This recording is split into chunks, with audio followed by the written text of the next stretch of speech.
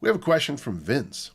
Vince says, in the fitness community, we see so many people promoting different training routines and preaching different information all the time, and more often than not, these so-called fitness experts seem to contradict one another.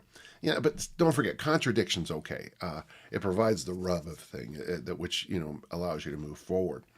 With so much conflicting information out there, things have got a bit overwhelming when it comes to my own training, and I've been guilty in the past of being one of those people that has program hopped way too often, which consequently leads to very minimal results in the gym. However, I have always liked the idea of minimal training. For example, heading to the gym every day and focusing on only exercises and movements which matter most to me. For me personally, those movements would be an overhead press, chin up, weighted step up, and also weighted carries. I also enjoy walking, running, and swimming. Well, I don't, weighted step ups, are, some people don't like them. But your press, chin up, step up, weighted carries, walk, run, swim. A pretty good program there, I think, huh? Vince, that's really good.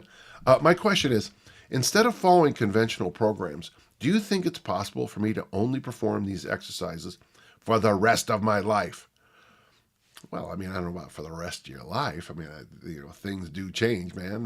Life, you might move to a desert with no swimming pools or bodies of water.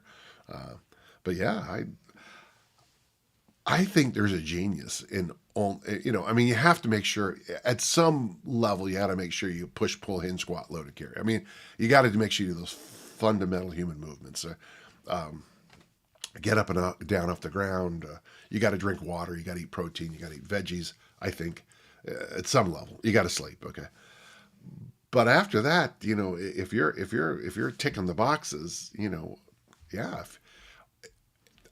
I think there's a genius. In fact, when I do workshops, one of the things I tell people a lot is, if you don't like this exercise, stop doing it. Pick the one, pick something similar and do that. I learned the same thing. Yeah, for anybody who's been around a long time like me, you get to the point one day, it's like, I don't like the way I feel after bench presses. I get that real soreness right in there, and I don't need to impress anybody else ever again with my bench press. And frankly, no one cared anyway, which is a hard lesson for all of us to learn. And I started doing those one-arm bench presses, and after a couple of years of doing, adding those in as a spice on top, I started taking them kind of seriously. And I asked myself, why have I not been doing this my entire career? So yeah, I like the idea. So I'm answering two questions. First, the first question is it okay just to do things you like? Absolutely. When I look at the programs that I do best on, generally it looks something along, I squat snatch, I like doing that a lot. I overhead press, I like doing that a lot. I like doing hip thrusts and those kind of Brett Contreras glute stuff. I like that a lot.